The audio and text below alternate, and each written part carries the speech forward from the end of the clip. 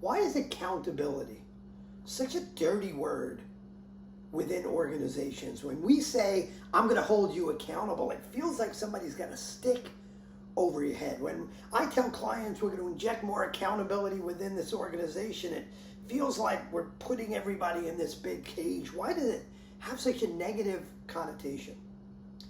And I think it does because at work, we treat accountability kind of like a game I played when I was a kid growing up in the Bronx called Errors, Asses Up. Yes, I did say ass on a video. Errors, Asses Up. I don't know if any of you have ever played Errors, Asses Up, but here's the way it worked.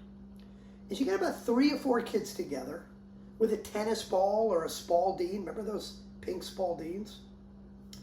And you played up against a wall, and each kid had a number. So if you had 4 kids, each of you had, one. I was number 1, my buddy Richie was number 2, Bobby was number 3, Jimmy was number 4. Each of us had a number. And you take the ball and throw it against the wall, and when you threw it, you call the number 3. And then whoever had the number 3 had to catch the ball. Well, if whoever had number 3 missed the ball, they would get an E.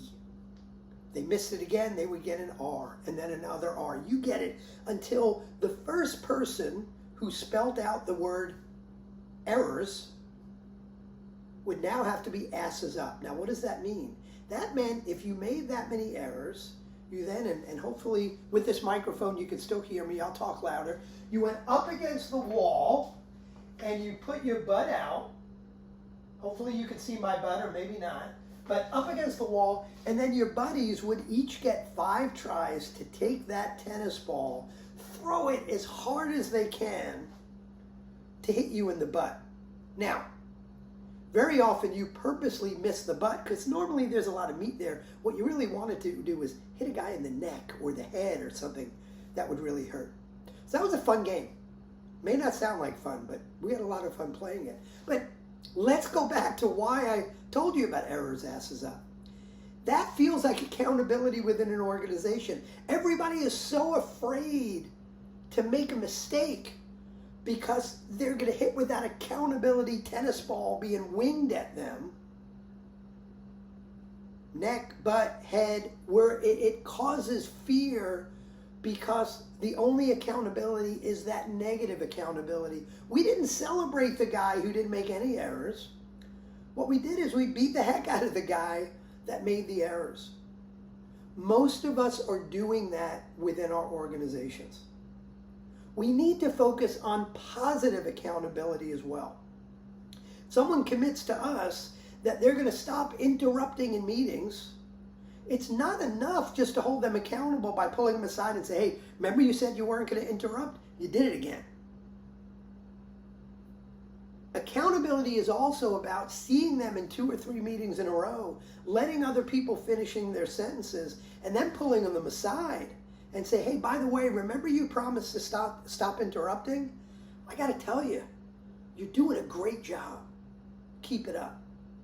Positive accountability is as important or more important than negative accountability. If you've got measures of success, as I hope you do, for everybody in the organization to hit, it's not enough just to whack them over the head when they're in the red or in the yellow because they're not meeting their goals. What are you doing to celebrate when they're in the green? Positive accountability versus negative accountability. Make sure you are focused on the positive, not only the positive. Are there times to wing that tennis ball, at someone's butt? Are there times for negative accountability? Sadly, there are. But I want to challenge you as a leader to find more times, more opportunities for that positive accountability.